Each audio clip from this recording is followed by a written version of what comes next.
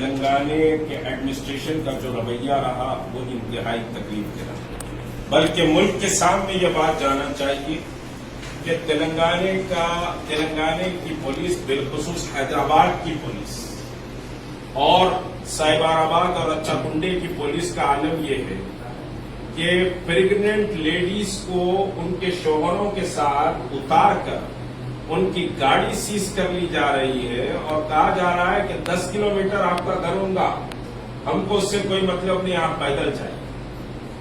بلکہ بعض علاقوں میں انسپیکٹر نے یہ کہا کہ صاحب ہم پریگننٹ ہیں، veterinary hospital, government veterinary hospital جا رہے ہیں، تو انسپیکٹر کا جواب یہ آیا کہ پریگننٹ میرے سے پوچھ کے ہوئے کیا۔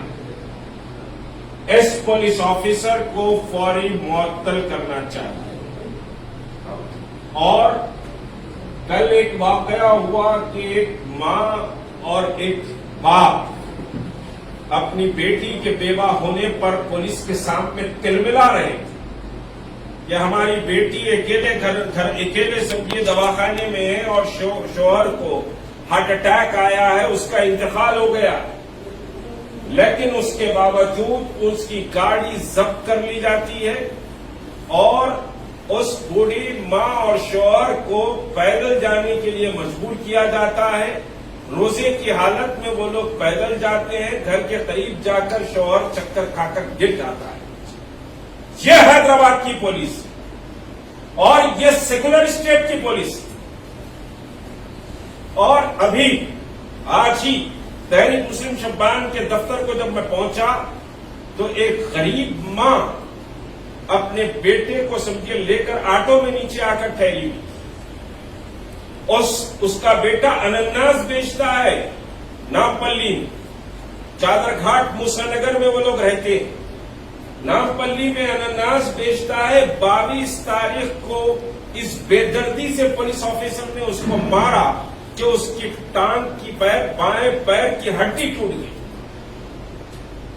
ٹوٹ گئی، وہ غریب انناس بیچنے والا پرائیویٹ ہاسپٹل کو جا کر ایکس رے کراتا ہے، 2 دن کے بعد اپنا علاج کسی ایسے ہی سمجھیے کہ آرتھوپیڈک ڈاکٹر کرنے شروع کرتا ہے، کیونکہ وہ عثمانیہ میں نہیں جا سکتا، اس کے لیے گاڑی نہیں ہے، اس کے لیے کوئی سواری بھی نہیں ہے، اس کے لیے کوئی وسائل بھی نہیں ہے۔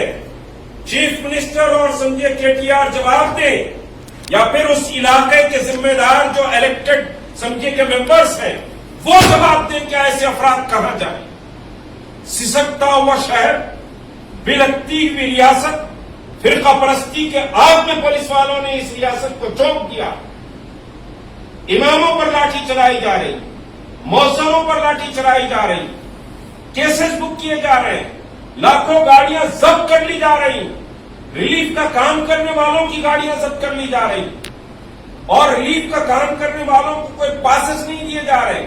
RSS کے والنٹیئرز کو پولیس کے ساتھ چیک پوسٹ پر متعین کیا جا رہا ہے اور مسلم آرگنائزیشن کو پاسز دینے سے اوائڈ کیا جا رہا۔ یہ ریاست ہے، یہ تلنگانہ سیکولر ریاست ہے اور اس سیکولر ریاست کا دم بھرا جاتا ہے ہر سانس میں، ہر سمجھے کے لہجے میں۔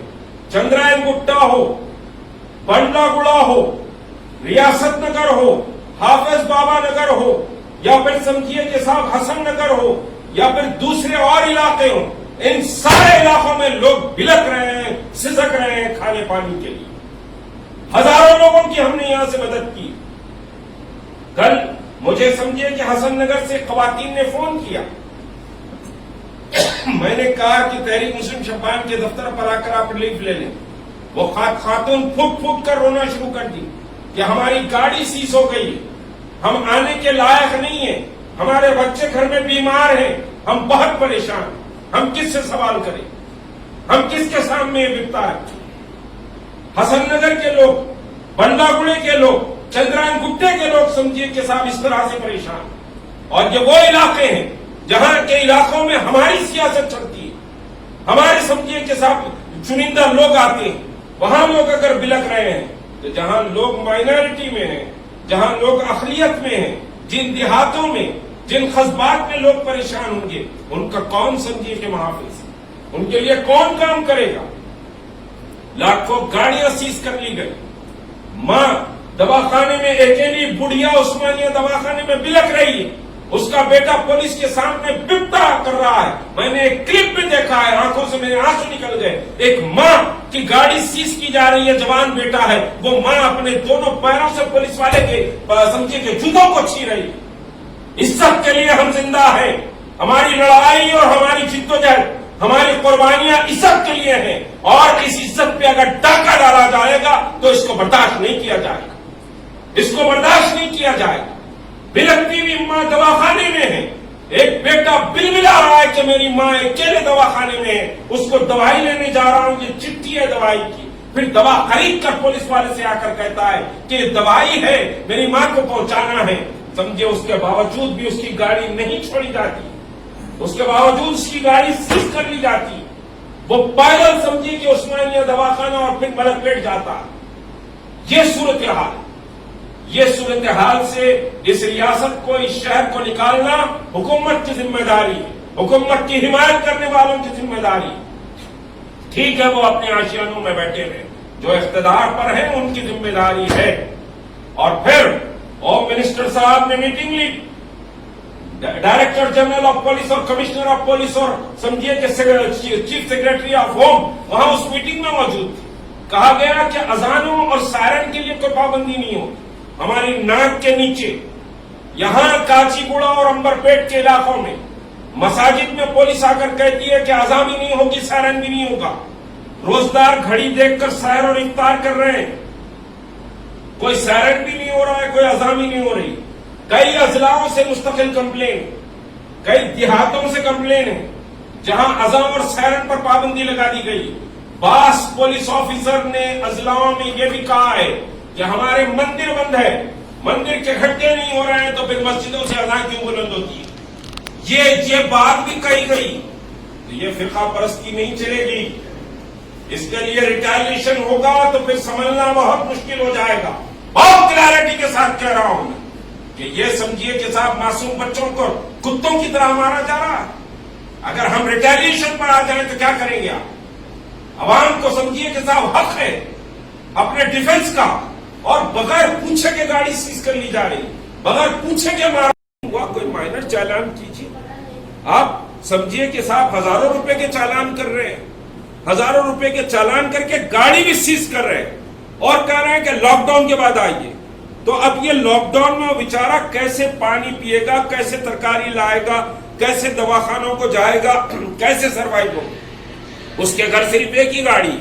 तो ये गाड़ियों के सिलसिले में जितने भी लोगों के गाड़ियां समझिए कि सीज किए गए, टेलीफोन नंबर्स दिए जाएंगे।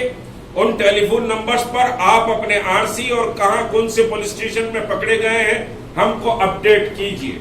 उस सिलसिले में हम एक मौसर नुमाइंदगी भी करेंगे, और नुमाइंदगी से आगे अगर बात नहीं सुनी जाती है, जो तदाबीर हमको इख्तियार करना है वो तदाबीर हम इख्तियार करेंगे।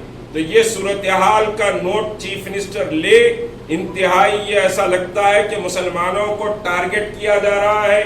मुसलमानों को समझिए कि साहब कोरोना के उन्मान पर मुसलमानों को समाजी तौर पर अलग थलग करने और उन पर जुल्म बर्बरियत की जा रही है।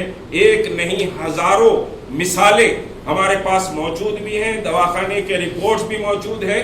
ये सारे वाकयात का हुकूमत नोट ले और एक अच्छी और वेलफेयर हुकूमत का समझिए होने का सबूत दे।